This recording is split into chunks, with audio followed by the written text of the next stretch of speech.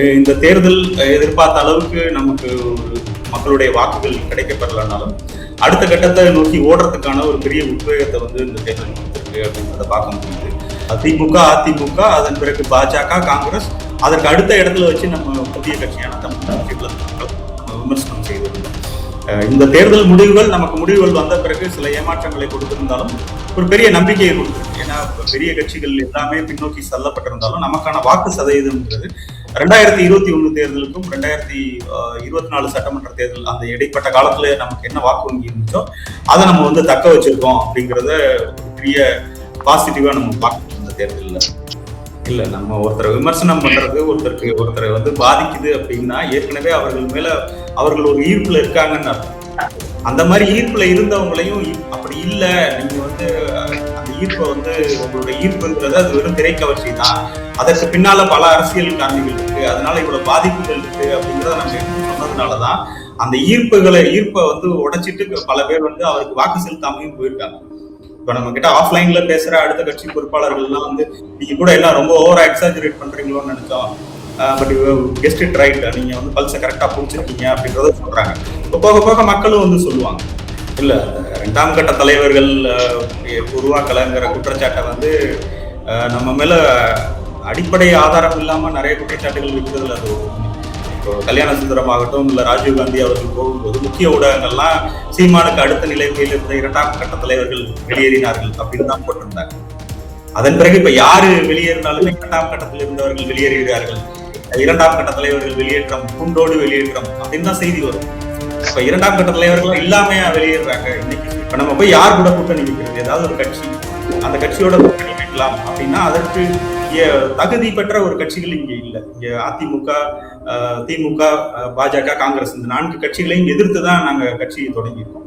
இந்த கட்சிகள் இல்லாம ஒரு புதிய ஆற்றலாக, ஒரு தூய்மையான ஆற்றலாக, ஒரு எங்களுடைய கொள்கைகளோடு ஒத்து போகிற கொள்கைகளை கொண்ட ஒரு கட்சி இருந்துச்சு அப்படின்னா அந்த கட்சியினுடைய நிச்சயமா நம்ம கூட்டணி வைக்கிறதுக்கான ஒரு முன்னெடுப்பு வந்து நம்ம செய்யலாம். அவர் தேசிய கட்சியான ஒரு காங்கிரஸ் கட்சியை நோக்கி நகர்றாரு, அவருக்கு வேற சில பார்வைகள் இருக்குங்கும் போது அது நம்மளுடைய அடிப்படை கொள்கைகள்லேயே நம்ம ஒத்து போகல. நம்ம சமரசம் செய்யாம இருக்கிறோம் அப்படிங்கிறது தான் நம்மளுடைய முழுமையான பலமே.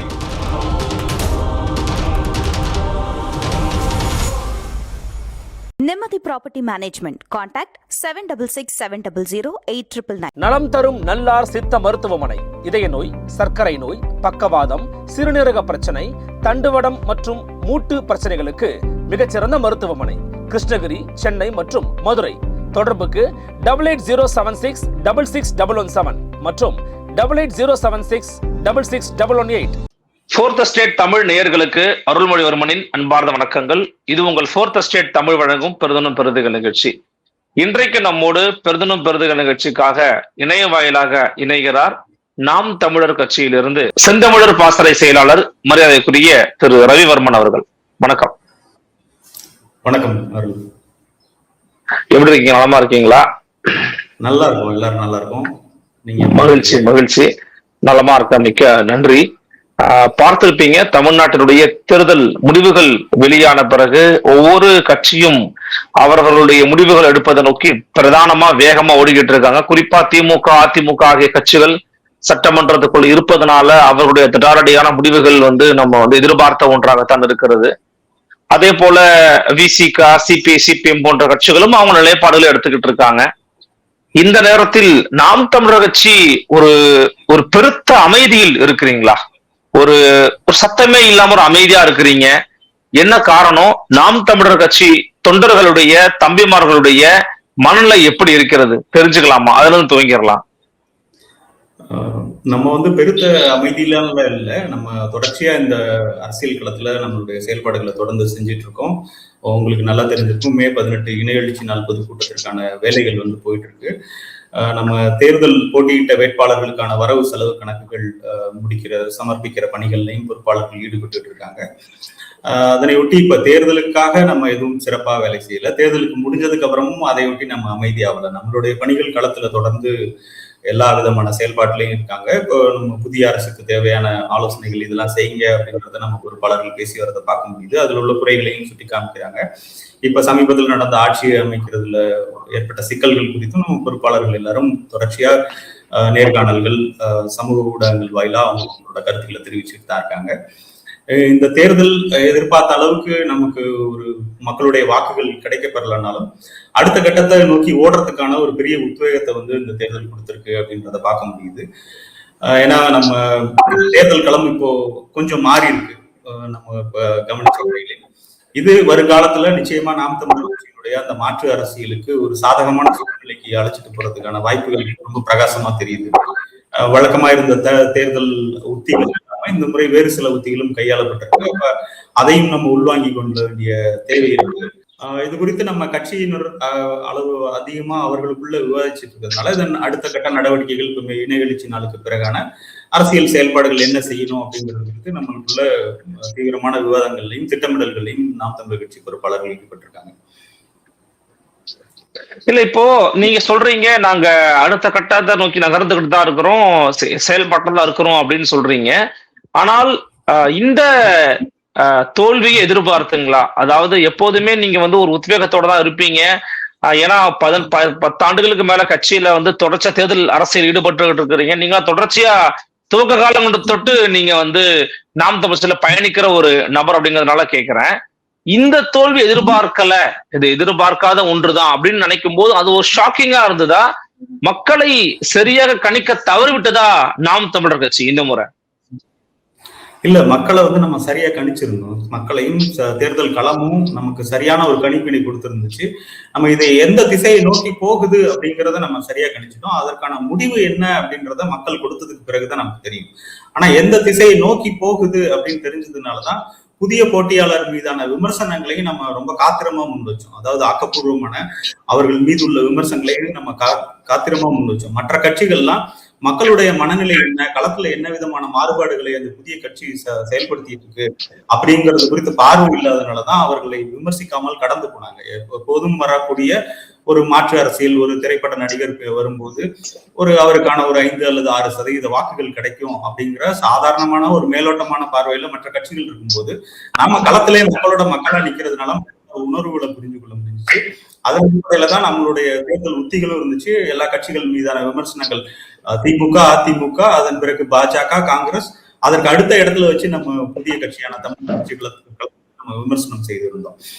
இந்த தேர்தல் முடிவுகள் நமக்கு முடிவுகள் வந்த பிறகு சில ஏமாற்றங்களை கொடுத்திருந்தாலும் ஒரு பெரிய நம்பிக்கையை கொடுத்திருக்கு. ஏன்னா பெரிய கட்சிகள் எல்லாமே பின்னோக்கி தள்ளப்பட்டிருந்தாலும் நமக்கான வாக்கு சதவீதம்ங்கிறது 2021 தேர்தலுக்கும் 2024 சட்டமன்ற தேர்தல் அந்த இடைப்பட்ட காலத்துல நமக்கு என்ன வாக்கு வங்கி இருந்துச்சோ அதை நம்ம வந்து தக்க வச்சிருக்கோம் அப்படிங்கிறத ஒரு பெரிய பாசிட்டிவா நம்ம பார்க்கணும் இந்த தேர்தல்ல.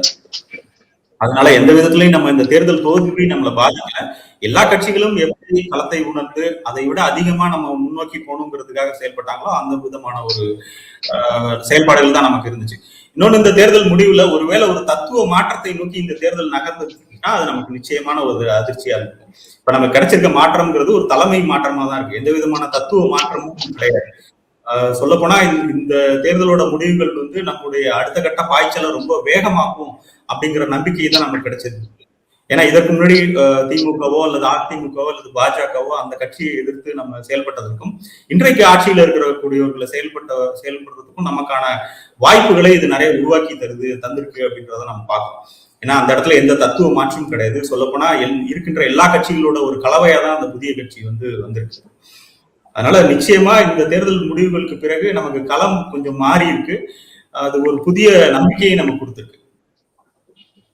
இல்ல, அதான் நான் கேட்க வரேன். இப்போ மக்கள் வந்து நீங்களே சொன்னீங்க இந்த தேர்தல்ங்கிறது தத்துவங்களுக்கான தேர்தல் தான் நீங்க சொன்னீங்க. அப்ப மக்கள் வந்து தத்துவங்களுக்கு தேர்தலா இதை பார்க்கல அப்படிங்கறது புரிஞ்சுக்கலாம். ஏன்னா வந்து மக்கள் யார் பிரபலமா இருக்கிறாங்களோ, யார் ஒரு திரை கவர்ச்சி ஒரு மூலதனமா வச்சிருக்கிறாங்களோ அவங்க எனக்கு பிடிச்சிருக்கு, நான் வாக்கு செலுத்திருக்கேன் அப்படின்னு செலுத்திருக்காங்கன்னா அப்ப அங்க உங்க கணிப்பு வந்து தவறு இருக்கிறதா? இரண்டாவது நீங்க சொல்றீங்க என்னன்னா நாங்க வந்து தாவேக்காவ எஸ்டிமேட் பண்ணதுனாலதான் விமர்சனமே காத்திரமா பண்ணோம் அப்படின்னு சொல்றீங்க. அந்த காத்திரமான விமர்சனங்களே குறிப்பா கட்சியில நிறைய பேர் விஜய் அவர்களை கடுமையா தாக்கினாங்க. அண்ணன் சீமான் அவர்களை தவிர்த்து மற்றவர்கள் கடுமையா தாக்கினாங்க. அதுவுமே ஒரு நெகட்டிவா போயிருச்சுன்னு தொடர்ச்சியா அவங்க கட்சியினர் மீது விமர்சனங்கள் முன்வைக்கப்படுகிறது. ஒரு கட்சி நிர்வாகியா நீங்க இந்த விமர்சனங்களை எப்படி பாக்குறீங்க? அதுதான் உண்மையா? விஜய் விமர்சனம் பண்ணதுனாலதான் உங்களுடைய வாக்குகள் குறைஞ்சது நீங்க நினைக்கிறீங்களா? இல்ல நம்ம ஒருத்தரை விமர்சனம் பண்றது ஒருத்தரை வந்து பாதிக்குது அப்படின்னா ஏற்கனவே அவர்கள் மேல அவர்கள் ஒரு ஈர்ப்புல இருக்காங்கன்னு அர்த்தம். அந்த மாதிரி ஈர்ப்புல இருந்தவங்களையும் அப்படி இல்ல, நீங்க வந்து அந்த ஈர்ப்பை வந்து உங்களுடைய ஈர்ப்புங்கிறது அது வெறும் திரைக்கவர்ச்சி தான், அதற்கு பின்னால பல அரசியல் காரணிகள் இருக்கு, அதனால இவ்வளவு பாதிப்புகள் இருக்கு அப்படிங்கிறத நம்ம எடுத்து சொன்னதுனாலதான் அந்த ஈர்ப்பை வந்து உடைச்சிட்டு பல பேர் வந்து அவருக்கு வாக்கு செலுத்தாமையும் போயிருக்காங்க. அந்த ஒரு திரை நடிகருக்கு உண்டான நமக்கே யாரா இருந்தாலும் நமக்கு பிடிச்சவங்கள ஒருத்தவங்களை யாரும் விமர்சனம் பண்ணா பிடிக்காது நமக்கு. அது சரியா தவறான்னு கேட்கறதுக்கு மனநிலை வந்து வெகு மக்கள்கிட்ட எல்லார்கிட்டையுமே இருக்காது. அந்த அவருக்கு போக வேண்டிய அதிகமான வாக்குகளை நம்மளுடைய விமர்சனம் குறைச்சிருக்கு அப்படிங்கறதான் பார்த்துக்கணும். ஒருவேளை நம்ம அதாவது நீங்க என்ன சொல்றீங்கன்னா 108க்குள்ள விஜய சுருக்கணத்துக்கு காரணமே உங்க விமர்சனம் தான்றீங்களா? அதுல வந்து நான் முழுமையா நம்புறேன். ஒருவேளை நம்ம விமர்சனம் செய்யலைன்னா இன்னும் ஒரு பெரும்பான்மையை நோக்கி நகர்ந்திருப்பார். ஏன்னா அவர் இந்த தேர்தலை எக்ஸ்போஸ் பண்ணி அவருக்கு பின்னால இருக்கக்கூடிய கார்பரேட் மாஃபியாக இருக்கட்டும், அவருக்கு பின்னாடி இயங்கக்கூடிய பியூரோக்ராட்ஸ், முன்னாள் பியூரோக்ராட்ஸா இருக்கட்டும், இல்ல பல கட்சிகள்ல இருந்து அவர் பொறுக்கி எடுத்து கொண்டு வந்து அவரை நோக்கி வந்து சேர்ந்தவர்களாகட்டும், இவர்கள்லாம் அதிகமா எக்ஸ்போஸ் பண்ணது நாம தான். இது வந்து ஒரு மாற்று அரசியல் கிடையாது, இது ஒரு ஏமாற்று அரசியல். இருக்கிற கட்சிகள்ல இருந்து எல்லா கட்சிகள்ல இருந்தும் கொஞ்சம் கொஞ்சம் தத்துவங்களையும் அவர்களுடைய அறிவிப்புகளையும் கடன் வாங்கி ஒரு அந்த கட்சியே முழுக்க இருக்கிற கட்சிகள்ல இருந்து எடுத்து பொறுத்து தைக்கப்பட்ட ஒரு சட்டை தான் இந்த கட்சி. அதுல கூடுதலா இன்னைக்கு இருக்கக்கூடிய அந்த பவர் சென்டர்னு சொல்லக்கூடிய பவர் சென்டர்களுக்குள்ள நடந்த ஈகோ யுத்தம், அவர்கள்ட்ட இருந்து கிடைத்த மிக அளப்பரிய பொருளாதார பின்புலம், இதெல்லாம் சேர்ந்துதான் அவர்களுக்கு இந்த வெற்றியை வந்து கொடுத்திருக்கு. ஆனா இதெல்லாம் சேர்ந்து இயங்குது அப்படின்னு சரியா கணிச்சு அது தேர்தலுக்கு முன்னாடியே மக்கள்கிட்ட எக்ஸ்போஸ் பண்ணது வந்து நாம் தமிழர் கட்சி தானே. வேற எந்த கட்சியும் அவர்கள் எல்லாருமே இதை முழுமையா உணர்ந்தாங்கன்னு கூட நமக்கு தெரியல. அவர்களுக்கு இந்த தகவல்கள்லாம் அவங்க வந்து ரொம்ப எளிமையா கடந்து போயிட்டாங்க. இதுக்கு முன்னாடி எல்லா நடிகர்களும் வந்தாங்க, கமலஹாசன் வந்தாரு, விஜயகாந்த் வந்தாரு அப்படின்னு கடந்து போயிட்டாங்க. நம்ம மக்களோட களத்துல இருந்ததாகவும் நம்மளை சுத்தி நடக்கிற விஷயங்கள் எல்லாத்தையும் நம்ம கவனிக்கிறோம் அப்படிங்கறதன் அடிப்படையில் நமக்கு இருந்ததுனாலதான் நம்மளுடைய கட்சியின் 2ஆம் நிலை பொறுப்பாளர்கள் தேர்தல் பரப்புரைகள்ல ரொம்ப கடுமையான விமர்சனங்களை வைத்தாங்க. ஆனா எல்லா விமர்சனங்களும் உண்மையான விமர்சனங்கள். இப்ப நீங்க எது பொய் குற்றச்சாட்டு, அவதூறுகளை அள்ளி வீசணும் அப்படின்னு நீங்க எங்கேயுமே யாருமே சொல்ல முடியாது. நமக்கு வைச்ச குற்றச்சாட்டுகள் உண்மை, அது உண்மைன்னு இப்ப மக்களும் புரிஞ்சுப்பாங்க, மற்ற கட்சிகள் புரிஞ்சுக்கிட்டாங்க. இப்ப நம்ம கிட்ட ஆஃப்லைன்ல பேசுற அடுத்த கட்சி பொறுப்பாளர்கள் எல்லாம் வந்து நீங்க கூட எல்லாம் ரொம்ப ஓவரா எக்ஸாஜரேட் பண்றீங்களோன்னு நினைச்சோம், பட் கெஸ்ட் இட் ரைட், நீங்க வந்து பல்ஸை கரெக்டா புடிச்சிருக்கீங்க அப்படின்றத சொல்றாங்க. இப்ப போக போக மக்களும் வந்து சொல்லுவாங்க. தேர்தல் தோல்விகளுக்கு பிறகு இப்ப நம்ம பொதுமக்களா இருக்கட்டும், இப்ப மற்ற கட்சிக்காரர்களாக இருக்கட்டும், யாராவது ஒருத்தர் இதுவரைக்கும் நம்ம கிட்ட வந்து உங்களுடைய அரசியல் சரியில்லை, உங்களுடைய நிலைப்பாடு சரியில்லை, உங்களுடைய கொள்கையில ஏதோ பிள்ளை இருக்கு, ஏதோ பிரச்சனை இருக்கு, நீங்க வந்து you have to think and நீங்க வந்து ஒரு ரீஸ்ட்ரக்சரிங்க்கு போங்க, இல்ல வந்து நீங்க ரீஅனலைஸ் பண்ணுங்க அப்படிலாம் யாருமே சொல்லல. நீங்க எல்லாமே சரியா தான் பண்ணீங்க, ஏதோ ஒரு கனெக்டிவிட்டி மிஸ்ஸிங்கா இருக்கு, ஒருத்தர் ஜெயிச்சு அட்லீஸ்ட் அண்ணனாவது ஜெயிச்சு போயிருக்கலாம், இல்லைன்னா ஒரு 10% வாக்கு கூட போயிருக்கலாம் அப்படின்னு ஒரு பாசிட்டிவா தான் பேசுறாங்க. அதனால இதே வழியில தொடர்ந்து போங்க அப்படிங்கறதான் தொடர்ந்து சொல்றாங்க. யாருமே வந்து அந்த மாதிரி நீங்க செஞ்ச உங்களுடைய இதுல வந்து தவறு இருக்கு அப்படின்னு யாருமே சொல்லல. உங்களுக்கு இன்னும் கொஞ்சம் வாக்கு கூட போட்டிருக்கலாம், இல்ல ஒருத்தர் ஜெயிச்சிருக்கலாம் அப்படின்றதான் அடுத்து திரும்ப சொல்றாங்க. ஓகே, ஆனா இந்த தோல்வி குறித்தான உங்கள் கட்சிக்குள்ள மறு ஆய்வு கூட்டங்கள் நடத்துனீங்களா? நடத்தப்படுமா? ஏன்னா எப்போதுமே நாம் தமிழர் கட்சி மேல இருக்கக்கூடிய விமர்சனம் என்ன அப்படின்னா, எலெக்ஷன் அறிவிச்ச பிறகுதான் அவங்க வந்து கட்சி வேலையை பார்ப்பாங்க, தேர்தல் வேலையை பார்ப்பாங்க. ஆனா இப்ப மற்ற கட்சிகள் எடுத்து பாருங்க, அவங்க வந்து எல்லா நாளுமே தேர்தல் வேலையை பார்ப்பாங்க, எலெக்ஷன் வரப்ப கொஞ்சம் கூடுதலா வேலை பார்ப்பாங்க. இவங்க அந்த மாதிரி பாக்குறது கிடையாது. கட்டமைப்பு ரீதியா இன்னும் வலிமையான ஒரு இடத்தை நோக்கி நாம் தமிழர் கட்சி நகரவில்லைங்கிற விமர்சனத்தையும் வந்து முயற்சிக்கிட்டு இருக்காங்க. உங்கள் கட்சிக்குள் இந்த ரிசல்ட்டுக்கு பிறகு நடந்து கொண்டிருக்கக்கூடிய நடவடிக்கைகளும் அல்லது மாற்றங்களும் என்னென்ன? இல்ல, மாற்றங்கள் எதுவும் இப்ப உடனடியா எதுவும் மாற்றங்கள் எதுவும் இல்லை. கட்சிக்குள்ள தொடர்ந்து இது குறித்தான விவாதங்கள் பொறுப்பாளர்கள் மட்டத்தில் நடந்துட்டு தான் இருக்கு. இப்போ எங்களுடைய செந்தமிழர் பாசறையை பொறுத்த வரைக்கும் இது குறித்து 2 கலந்தாய்வுகள் நடைபெற்று இருக்கு. அதுல வந்து சில காரணங்கள் நம்ம வந்து நம்மளுடைய தேர்தல் உத்திகள் எல்லாமே சரியா இருந்துச்சுன்னு தான் நம்ம பாக்குறோம். அதுல நமக்கு எதிர்பார்த்த முடிவு வரல அப்படிங்கும்போது அடுத்த கட்டமா நம்ம எப்போதுமே ஒரு முறை கலந்தாய்வு போடும்போது இந்த தேர்தலுக்கு பின்னாடி நம்ம என்னென்ன தவறுகள் செஞ்சோம்னு சொல்லி அந்த போஸ்ட்போன் ஆபரேஷன் பண்றதுங்கிறது அது பெரிய பலனை தராது. ஏன்னா day is long in politics, ஒரு நாளுக்குள்ளே மாறிடும் களம். அப்படிங்கும்போது அந்தந்த நேரத்துல தான் நம்ம பார்க்க முடியும். இப்ப இன்னைக்கு களம் எப்படி மாறி இருக்கு, அடுத்த கட்டமா நம்ம என்ன செய்யணும் அப்படிங்கிறது குறித்து ஆக்கப்பூர்வமான விவாதங்கள் வந்து நடைபெற்றுக் கொண்டிருக்கு. கட்சியிலையும் அதற்கு நடைபெறுவதற்கு உண்டான சூழல் இருக்கு தாயகத்துல. இப்ப மே 18 முடிந்ததற்கு பிறகு அதன் பிறகான பணிகள் வந்து தொடங்கப்படும். நம்ம கட்டமைப்புன்னு பாத்தீங்கன்னா, நம்ம இந்த கடந்த 2-3 ஆண்டுகளா அண்ணன் ஒரு தொகுதிக்கும் 2-3 முறை பொறுப்பாளர்களை செஞ்சுச்சு, அதிகமான பொறுப்பாளர்களை நியமித்து கட்டமைப்பே வந்து ஒரு ஃபுல் ரீஸ்ட்ரக்சர் பண்ணியிருக்காங்க. அதனால இந்த முறை நம்ம எல்லா வாக்குச்சாவடிகள்லையும் நம்ம வாக்குச்சாவடி முகவர்கள் இருந்தாங்க. ஏறக்குறைய அது 10-20% அமராம அங்கங்க உள்ள சின்ன சின்ன பிரச்சனைகள்னால நடக்காம இருந்திருக்கலாமே தவிர, கட்டமைப்பு ரீதியா நம்ம 24 இருந்ததை விட 26 ரொம்ப வலுவா இருந்தோம்.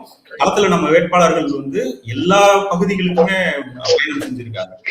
சில தொகுதிகள்ல எல்லாம் நம்ம போய் சேராத வீடுகளே கிடையாது. ஒரு டோர் கேன்வாசிங் வரைக்கும் நம்ம பண்ணியிருக்கோம். அப்புறம் இன்னொன்னு சொல்றாங்க, இனிமே இந்த கட்டமைப்பு இதெல்லாம் வந்து வேலைக்கு ஆகாது. ஏன்னா தமிழக வெற்றி கழகம் வந்து இது எதுவுமே இல்லாம நேரடியா அந்த சோசியல் மீடியா, அந்த மைண்ட் கேமிங்லேயே அவங்க இது பண்ணிட்டாங்க. அந்த வாக்குகள்ங்கிறது மேபி அவங்களுக்கு ஒரு 50 to 60 lakhs பெற்றுக் கொடுத்துருக்கலாம். இவங்க சொல்றபடியே அந்த 1.7 crores ஓட்டு அதுக்கு அப்படின்னாலும், அதை தாண்டி வெளியில இருக்கிற 2.5 to 2.75 crores வந்து இன்னும் அந்த கட்டமைப்பு அதுக்குள்ளதான் அந்த வாக்குகள் வந்து இருக்குது. வேட்பாளர் அடிப்படையில வேட்பாளரோட தகுதி, அவர்களுடைய பணிகள், பரப்புரைகள் அதன் பின்னாடி. அதனால இது முழுக்க இப்ப ஏற்பட்டிருக்கிற மாற்றத்தையும் உள்வாங்கி கொண்டு அடுத்த கட்ட பாய்ச்சலுக்கான நம்ம நடவடிக்கைகளை நாங்கள் நிச்சயமா தொடரும். குறிப்பாக திரு சீமான் அவர்களுக்கு அடுத்தபடியாக தலைமைகள்ல 2ஆம் கட்ட தலைவர்களை உருவாக்கல அப்படிங்கிற விமர்சனம் இருக்குது. அது மட்டும் இல்லாம ஒரு சமரசத்தை நோக்கி திரு சீமான் அவர்கள் நகரணும், ஒரு நல்ல கொள்கை வச்சிருக்கிறாரு, தங்கமான வேட்பாளர்களை வச்சிருக்கிறாரு, ஆனா ஒரு சின்ன சமரசத்துக்கு ஒரு அலையன்ஸுக்கு போனாருன்னா கட்சி வந்து அதிகாரத்தை நோக்கி நகரலாம்ல, அதை ஏன் பண்ண மறுக்கிறாங்க? அதை பண்ணாதான் அவருக்கும் அவர் கட்சியை சார்ந்த தொண்டர்களுக்கும் நல்லது அப்படின்னு சொல்றாங்க. இந்த 2 கேள்விகளுக்கும் உங்களுடைய இன்றைய பதில் என்ன? அதை நோக்கி எதிர்காலத்தில் நாம் தமிழர் கட்சி நகருமா? இல்ல, 2ஆம் கட்ட தலைவர்கள் உருவாக்கலங்கிற குற்றச்சாட்டை வந்து நம்ம மேல அடிப்படை ஆதாரம் இல்லாம நிறைய குற்றச்சாட்டுகள் வைக்கிறதுல அது உண்மை. இப்போ கல்யாண சுந்தரம் ஆகட்டும், இல்ல ராஜீவ்காந்தி அவர்கள் போகும்போது முக்கிய ஊடகங்கள்லாம் சீமானுக்கு அடுத்த நிலைமையில் இருந்த 2ஆம் கட்ட தலைவர்கள் வெளியேறினார்கள் அப்படின்னு தான் போட்டிருந்தாங்க. அதன் பிறகு இப்ப யாரு வெளியேறினாலுமே 2ஆம் கட்டத்தில் இருந்தவர்கள் வெளியேறுகிறார்கள், 2ஆம் கட்ட தலைவர்கள் வெளியேற்றம், கூண்டோடு வெளியேற்றம் அப்படின்னு தான் செய்தி வரும். அப்ப 2ஆம் கட்ட தலைவர்கள் இல்லாம வெளியேறாங்க. இன்னைக்கு தேதியில பாத்தீங்கன்னா, நீங்களே ஊடகத்துல பாத்துட்டு இருக்கீங்க, ஊடகங்களுடைய முக்கியமான சந்திப்புகளாகட்டும், விவாத மேடைகளாக இருக்கட்டும், எல்லா இடத்துக்குமே எங்களுடைய 2ஆம் கட்ட தலைவர்கள் வந்து அனுப்பி வைக்கப்படுறாங்க. அதை தாண்டி களத்துல உழைத்து கொண்டிருக்கிறவர்களும் இருக்கிறாங்க. கட்சியினுடைய முக்கிய முகங்களாக இருக்கக்கூடிய தம்பி இடும்பவானம் கார்த்தியாக இருக்கட்டும், ஒரு நம்ம ஃபாத்திமா ஃபர்கானா சகோதரி அவர்களாக இருக்கட்டும், சாட்டை துரைமுருகனாக இருக்கட்டும், துருவன் செல்லுமணி, அண்ணன் ஹுமாயூன், மணிசந்தில் போன்றவர்கள் எல்லாருமே 2ஆம் கட்ட தலைவர்கள் இயங்கிட்டு தான் இருக்காங்க. மாநில ஒருங்கிணைப்பாளர் அண்ணன் செந்தில்நாதன் எல்லா பகுதிகளிலுமே இருக்கதான் செய்யறாங்க. தம்பி ஹிம்லர், மரிய ஜெனிஃபர், இன்னும் நீங்க நிறைய பேர் இருக்காங்க. எல்லாருமே இயங்கிட்டு தான் இருக்காங்க முழுமையா களத்துல. அப்ப 2ஆம் கட்ட தலைவர்களுக்கு அந்த வாய்ப்பை வந்து தலைமை தான் உருவாக்கி அவர்களை சரியா அடையாளம் கண்டு அவர்களுக்கு தேவையான பயிற்சியை கொடுத்து அவங்களை பட்டை தீட்டி அவர்களை மேலே கொண்டு வரதுனாலதான் இந்த முகங்கள்லாம் வந்து தமிழ்நாடு முழுக்க இருக்கிற கட்சிக்காரர்களுக்கு முதல்ல அறிமுகப்படுத்தப்படுறாங்க. கட்சிக்காரர்களோட அவங்க கனெக்ட் ஆகுறாங்க. அதன் பிறகு வெகு மக்களுக்கும் போறாங்க, ஊடகங்கள் வாயிலா வெளியிலையும் தெரிகிறாங்க. அதனால அந்த 2ஆம் கட்ட தலைவர்களை உருவாக்காமல் ஒரு அமைப்பு எப்போ இவ்வளவு நாள் வந்து தாக்குப்பிடித்திருக்க முடியாது கட்சியில. 2வது கேள்வியா நீங்க கேட்டிருந்தீங்க, கூட்டணி நாங்க நிச்சயமா வைக்கிறோம், அதுல வந்து எந்த தவறும் கிடையாது. நீங்க சொல்ற அந்த ஒரு புள்ளியில வந்து நம்ம உடன்படுறோம். இது வந்து நம்பர் பாலிடிக்ஸ். நமக்கு 35% மேல வாக்கு எடுத்தாதான் நம்ம அதை செய்ய முடியும். ஆனா நம்ம யாரோட கூட்டணி வைக்கிறது அப்படிங்கறத எந்த ஊடகவியலாளர்களுமே சொல்ல மாட்டேங்கிறீங்க. இப்ப நம்ம போய் யார் கூட கூட்டணி வைக்கிறது? ஏதாவது ஒரு கட்சி, அந்த கட்சியோட கூட்டணி வைக்கலாம் அப்படின்னா அதற்கு தகுதி பெற்ற ஒரு கட்சிகள் இங்க இல்லை. இங்க அதிமுக, திமுக, பாஜக, காங்கிரஸ் இந்த 4 கட்சிகளையும் எதிர்த்துதான் நாங்க கட்சியை தொடங்கியிருக்கோம். இந்த கட்சிகள் இல்லாம ஒரு புதிய ஆற்றலாக, ஒரு தூய்மையான ஆற்றலாக, ஒரு எங்களுடைய கொள்கைகளோட ஒத்து போகிற கொள்கைகளை கொண்ட ஒரு கட்சி இருந்துச்சு அப்படின்னா அந்த கட்சியினுடைய நிச்சயமா நம்ம கூட்டணி வைக்கிறதுக்கான ஒரு முன்னெடுப்பு வந்து நம்ம செய்யலாம். ஏன்னா நம்ம ஒரு மூத்த கட்சி அப்படின்னு இருக்கும்போது ஒரு பின்னாடி வந்த ஒரு கட்சியினுடைய பொறுப்பாளர்களை நம்ம சந்தித்து அதற்குண்டான சாத்தியக்கூறுகள் குறித்து பேசலாம். இப்ப நிறைய தொலைக்காட்சி நேர்காணல்களையும் அண்ணன் சீமான் உட்பட மற்ற ஊடகவியலாளர்கள் சொன்னதுதான், இப்ப புதிதா வந்த தமிழக வெற்றி கழகம் நம்முடைய கூட்டணி வைப்பதற்கான சில பேச்சுவார்த்தைகள் நடந்ததாகவும், அது கொள்கைல நம்ம சமரசம் செய்ய முடியாது அப்படிங்கிறதுனால அது நடைபெறல. அதனால நம்ம அந்த முன்னெடுப்பை எடுக்கவே இல்லைன்னு சொல்றேன். ஆனா எல்லா இடத்துலயுமே உங்களோட வந்து சேரணும்னா இன்னொரு நாம் தமிழர் கட்சி தான் உருவாகணும். அது எப்படி ஒட்டுமொத்தமா எங்களோட எல்லா A to Z எல்லாத்தையும் ஏத்துக்கோங்க வந்தீங்கன்னா நீங்க கூட்டணி அப்படின்னா, அப்படி ஒரு கூட்டணி உலகத்துல அமையாது. பாஜகவும் திமுக ஒரு கூட்டணியில இருந்தாங்க, அது ஒரு காமன் மினிமம் ப்ரோக்ராம் வச்சு பண்ணாங்க. அது சரி தப்புங்கிறது ரெண்டாவது. தேர்தல் கணக்குகளுக்குள்ள A to Z என்ன ஏத்துக்கிட்டாதான் நீங்க வரணும். நீங்க உங்களை பாரு ஒரு குளோனை தான் உருவாக்கணும். அது சாத்தியமில்லாத ஒன்று. அப்போ குறைந்தபட்ச செயல் திட்டத்தின் அடிப்படையில நீங்க போகும்போது தானே உங்களால அதிகாரத்தை கையில் எடுக்க முடியும், நாட்டு மக்கள் நன்மை செய்ய முடியும். நீங்க அதுக்கு தயாராக இல்லாத போது இப்பவே நிறைய பேர் என்ன சொல்றாங்க, தாவேகாவோட நாம் தமிழர் கட்சி கூட்டணி வச்சிருக்கலாம். பத்திரிகையாளர் ஷபீர் அகமது அவர்கள் எங்களுக்கு அளித்த பேட்டில சொல்லியிருக்கிறாரு, சீமானும் விஜயும் சேர்ந்திருந்தாங்கன்னா தமிழ்நாட்டின் களமே வேற மாதிரி மாறி இருக்கும், திராவிட கட்சிகளே கூட இல்லாம போயிருக்கலாம்ன்றதெல்லாம் பதிவு பண்றாங்க. மேபி அது உங்களுக்கு ஹைப்போதெட்டிக்கலா கூட தெரியலாம். பட் இந்த மாதிரியான ஒரு சினாரியோவை, ஒரு வாய்ப்பை நாம் தமிழர் கட்சி ரிஜிட் ஐடியாலஜிஸ் வச்சிருக்கிறதுனால இழக்குறீங்களான்னு கேட்கிறேன். இல்ல, A to Z நம்மளுடைய கொள்கைகள் எல்லாத்தையுமே ஏற்பாங்களா அப்படிங்கிறது பார்த்தா அது நீங்க சொன்ன மாதிரி நம்மளோட குளோனா தான் இருக்க முடியும். நம்ம ஒண்ணு நம்மளா இருக்கணும், இல்லை நம்மளோட குளோனா இருக்கணும். குறைந்தபட்சமா நமக்குன்னு சில அடிப்படை கொள்கைகள் இருக்கு. எதுல எல்லாம் நம்ம ஒரு சதவீதம் கூட நம்மளால சமரசம் செய்து கொள்ள முடியாது அப்படிங்கிற கொள்கைகள்லாம் இருக்கு. எல்லா கொள்கைகளையுமே, எந்த கொள்கையுமே நம்ம சமரசம் செய்து கொள்ள முடியாது. ஆனா சில கொள்கைகள் நமக்கு இருக்கிற கொள்கை போல வேற ஒரு கட்சிக்கு ஒரு மாற்று பார்வை இருக்கலாம். அது குறித்து நம்ம பரிசீலிக்கிறதுக்கு தயாரா தான் இருக்கும். மாற்று பார்வை இல்லாம இப்ப தமிழக வெற்றி கழகம் குறித்து சொல்லும் போது அவர் தேசிய கட்சியான ஒரு காங்கிரஸ் கட்சியை நோக்கி நகர்றாரு, அவருக்கு வேற சில பார்வைகள் இருக்குங்கும் போது அது நம்மளுடைய அடிப்படை கொள்கைகள்ல நமக்கு ஒத்து போகல. நம்ம சமரசம் செய்யாம இருக்கிறோம் அப்படிங்கிறது தான் நம்மளுடைய முழுமையான பலமே. நம்ம எந்த இடத்துலயாவது சமரசம் செய்துட்டோம்னா இது வந்து இன்னும் 100 தலைமுறைகள் ஆனாலும் மாற்ற முடியாது. இல்ல, அது புரியுது. நீங்க சமரசம் செய்யாம இருக்கிறீங்க. சமரசம் செய்யாமல் இருப்பதன் மூலமாக நீங்கள் அடையக்கூடிய பலன் என்னன்னு கேட்கிறேன்.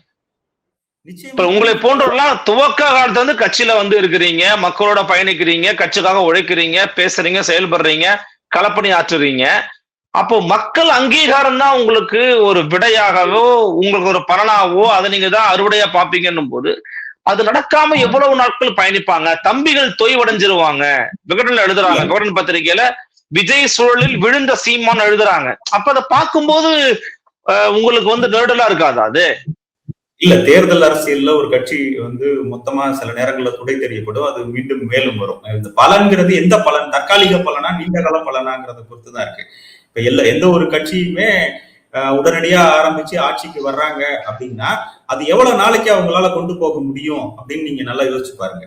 இப்போ ஒரு லீடர் சென்ட்ரிக்கா கொண்டு வந்தா அந்த லீடரோட எக்ஸிஸ்டன்ஸ் வரைக்கும் தான் அந்த பார்ட்டியோட பிரசன்ஸ் இருக்கும். இப்ப நம்மளுடைய நோக்கம்ங்கிறது ஒரு நீண்ட கால இலக்கை நோக்கி நம்ம ஓடிக்கொண்டிருக்கும் போது குறுகிய கால பலன்களுக்காக நம்ம வெற்றி தேர்தல் ஒரு 10 எம்எல்ஏக்களோ 20 எம்எல்ஏக்களோ கிடைச்சிருப்பாங்க. ஒரு ஹைப்போதெட்டிக்கலா பேசினாலும் நமக்கு ஒரு 20 எம்எல்ஏக்கள் கிடைச்சிருந்தாலும் இந்த பெரும்பான்மையான சூழல்ல இப்ப இவங்க எல்லாருக்கும் மக்கள் பார்த்துட்டு தான் இருக்காங்க. எல்லாருக்கிட்டையும் இப்படி பேசினாங்க, எப்படி குருதை பேரம் நடந்துச்சு, எப்படி ஒரு சட்டமன்ற உறுப்பினரை தூக்கிட்டு போனாங்க, எப்படி திருப்பி கொண்டு வந்து விட்டாங்க, இன்னைக்கு அவர் எப்படி மறுபடியும் சட்டமன்றத்துல போய் மாத்தி பேசுறாரு அப்படின்ற வரலாறு வந்து எல்லாத்தையும் சரியா பதிவு செய்யும். காலம் வந்து எல்லாத்துக்கும் நிச்சயமா பதில் சொல்லணும். இன்னைக்கு வேணா நம்முடைய வெற்றி வந்து தற்காலிகமா ஒரு பின்னடைவை வந்து சந்திச்சிருக்கலாம். அதுக்காக நீண்ட காலம் நம்முடைய அடுத்த தலைமுறைகளை நோக்கி வேலை செய்துட்டு இருக்க நாம வந்து இந்த குறுகிய பலன்களுக்காக சமரசம் செய்துட்டோம்னா இனி எந்த காலத்திலையும் தமிழின வீழ்ச்சி குறித்து யாரும் பேச முடியாது. அதான் ஐயா மரியரசன் குறிப்பிட்டிருப்பாரு, வெள்ளைத்தாலையே வச்சிருங்க, ஏதாவது கிறுக்கிடாதீங்க அப்படின்ற மாதிரி சொல்லியிருப்பாங்க. எங்களுடைய தமிழர்களுடைய தலைமையேற்று தமிழர்களை நடத்தி போறதுக்கான தகுதிங்கிறது அதனுடைய இறையாண்மையை எந்த காலத்திலும் சமரசம் செய்ய மாட்டோம் அப்படிங்கிறவங்களுக்கு தான் அந்த தகுதி இருக்கு. நீங்க இந்த சின்ன சின்ன விஷயங்களுக்கு எல்லாம் சமரசம் செய்துகிட்டு இருந்தீங்கன்னா இது வேணா தேர்தல் அரசியல்ல உங்களுக்கு இன்னைக்கு பலன் கொடுக்கலாம். ஆனா இது நீண்ட கால இலக்கை நோக்கி நகரும் போது எந்த பலனையும் பெரிய அளவுல கொடுக்காது. நீங்க இப்ப மற்ற இன்றைக்கு வளர்ந்திருக்கக்கூடிய பாரதிய ஜனதா கட்சியா இருக்க பாருங்க, அவங்க வந்து 100 ஆண்டுகள் காத்திருந்திருக்கிறாங்க இந்த உயரத்தை அடைவதற்கு. அப்ப அவங்க ஒரு தத்துவத்தை நோக்கி முன்வைத்து பயணித்ததுனால அவங்களுடைய அந்த பொறுமை அதெல்லாம் வந்து நம்ம அவங்கள்ட்ட இந்த எதிரியா இருந்தாலும் அந்த கொள்கையில நமக்கு 1% கூட உடன்பாடு இல்லை. ஆனா அதை பார்க்கும்போது நமக்கு ஒரு நம்பிக்கை பிறகுது. நம்மகிட்டயும் அவங்களை போலவே நம்மகிட்ட ஒரு வலிமையான தத்துவம் இருக்கு. ஒரு மக்களுக்கு ஒரு சரியானதை செய்யணும் அப்படிங்கிற ஒரு கொள்கை பிடிப்போட நம்ம இயங்கிட்டு இருக்கும் போது, அண்ணன் கட்சி ஆரம்பித்த காலத்துல இருந்தே அதான் சொல்லிட்டு இருக்காங்க. இப்போதைக்கு நீங்க குறுகிய கால பலன்களை எதிர்பார்த்தீங்கன்னா அதற்கான இடம் இது இல்ல. நமக்கு ஒரு நீண்ட கால பலன் இருக்கு. நம்ம அடுத்த தலைமுறையை நோக்கி வேலை செய்துட்டு இருக்கோம் அப்படின்றதான் நம்ம குறிப்பிடுறோம். இப்ப திரும்ப திரும்ப இதுலயே அரசியல்ல இன்னைக்கு வரக்கூடிய இளைய தலைமுறை பிள்ளைகளுக்கு தவறான ஒரு செய்தியை எல்லாருமே சொல்லிட்டு இருக்காங்க. அரசியல்ங்கிறது ஒரு தேர்தல்ல நின்று எம்பி ஆகிறதோ, எம்எல்ஏ ஆகிறதோ, அமைச்சர் ஆகிறதோ, வார்டு கவுன்சிலர் ஆகிறதோ இல்ல. அது மக்களை பத்தி சிந்திக்கிறது. நாளைக்கு அந்த மக்கள் எந்த இலக்கை நோக்கி போறாங்க அப்படிங்கறத சிந்திக்கிறது. சரியான அரசியல்வாதி அடுத்த தலைமுறையை பற்றியும் அடுத்த வருடத்தை பற்றியும் தான் யோசிப்பான். இன்னைய பத்தி நிச்சயமா யோசிக்கிறோம் ஒரு சரியான அரசியல்வாதியா இருக்க முடியாது. நிச்சயமாக நேற்றைக்கே கேள்விப்பட்டிருப்பீங்க, பார்க்கவும் செஞ்சிருப்பீங்க. நாம் தமிழர் கட்சியினுடைய தலைமை ஒருங்கிணைப்பாளர் திரு சீமான் அவர்களை முதலமைச்சர் தாவேகா தலைவர் திரு விஜய் அவர்கள் வீடு தேடி பார்த்து விட்டு வாழ்த்துக்களையும் பெற்று சென்றார் அப்படிங்கிறத நீங்க பார்த்திருப்பீங்க. என்னதான் இருந்தாலும் ஒரு காலத்துல 2 பேரும் மீட் பண்ணியிருப்பாங்க, பேசியிருப்பாங்க. அது பல முறை வெளியில சொல்லியிருக்கிறாரு திரு சீமான் அவர்கள். நேற்றைய சந்திப்பு அப்படிங்கிறது நீங்க எப்படி பாக்குறீங்க? ஏன்னா மற்ற எல்லாரும் சந்திக்கிறதுங்கிறது வேற. பிகாஸ் உங்களுக்கு தெரியும், மற்ற எல்லா தலைவர்களுமே பாத்தீங்கன்னா அரசு ரீதியாக அதிகார ரீதியாக ஒரு பிடிமானத்தோடு இருக்கிறவங்க. அரசு அதிகாரத்துல இருக்கிறாங்க. எம்எல்ஏவோ எம்பியாவோ ஒரு கட்சியாவோ இருக்கிறாங்க, பதவியில இருக்கிறாங்க.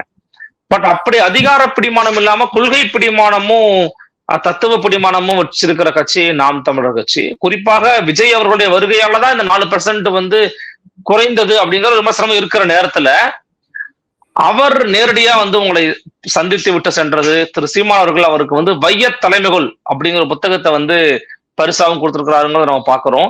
இந்த சந்திப்பை எப்படி பாக்குறீங்க நீங்க? இது வழக்கமா இதே நடைமுறைகள் மற்ற மாநிலங்கள்லயோ இல்ல டெல்லியில இருக்க மத்திய அரசியல் கட்சிகள் கிட்டையும் ஏற்கனவே இருக்கிறது தான்.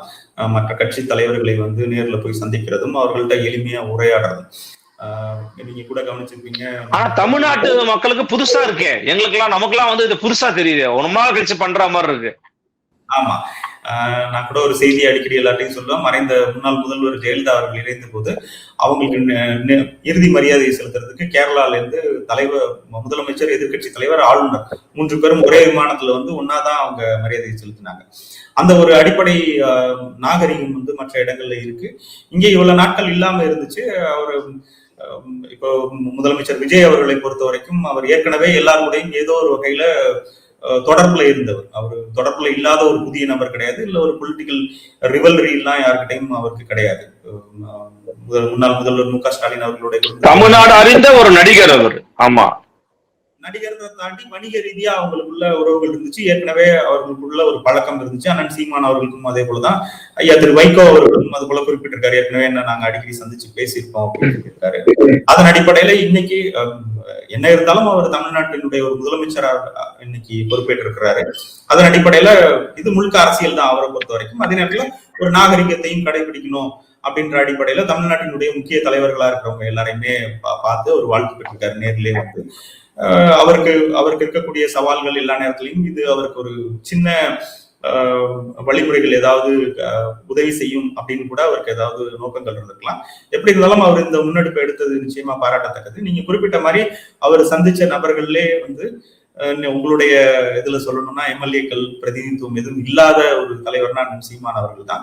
ஆனா அவருக்கு இப்ப விஜய் அவர்களுக்கு தமிழ்நாட்டுல எந்தெந்த அரசியல் கட்சிகளுக்கு என்னென்ன பலம் இருக்கு அப்படிங்கிறது தெரிஞ்சிருக்கும். நம்முடைய கட்சியின் ஒரு வீழ்ச்சி இருந்த காரணத்தினாலதான் அவர் தமிழ் தேசியம் ஒரு கொள்கை அப்படின்னு சொல்லியிருந்தார். திராவிடமும் தமிழ் தேசியமும் அவரு கட்சி. அதனாலதான் மே 18 போன முறையோ அதுக்கு முந்தின முறையோ மாவீரர் போட்டுறதும் பதிவு போட்டாரு. இந்த மே 18க்கு ஒரு முதலமைச்சராகவே இருக்கிறாரு. என்ன பண்ண போறாருங்கிறதையும் நான் கண் கொத்திப்பாம நான் பார்த்துக்கிட்டு இருக்கேன். அதனால அடிப்படையில பார்த்தாரு. இப்ப வீட்டுல பார்க்கும்போது அது ஒரு நாகரிகமான ஒரு அன்பை பரிமாறிக்கிற செயலை தான் நம்ம பார்த்தோம். அண்ணன் சீமான் பொதுவாகவே அந்த சால்வைகள், இந்த மாலைகள் இது போடுற பழக்கங்கள்லாம் கிடையாது மற்றவர்களுக்கு. ஆமா, எப்போதுமே யாரும் அனுமதிக்க மாட்டாரு. நேத்து ஆனா விஜய் போடும்போது வாங்கிட்டாரு. இல்ல இதற்கு முன்னாடி ஒரு 2-3 இடங்கள்ல தவிர்க்கவே முடியாம சில இடங்கள்ல வாங்கியிருக்காங்க. ஐயா இளையராஜா சார்பை பொருத்தும் போது அந்த நேரத்துல தவிர்க்க முடியாது.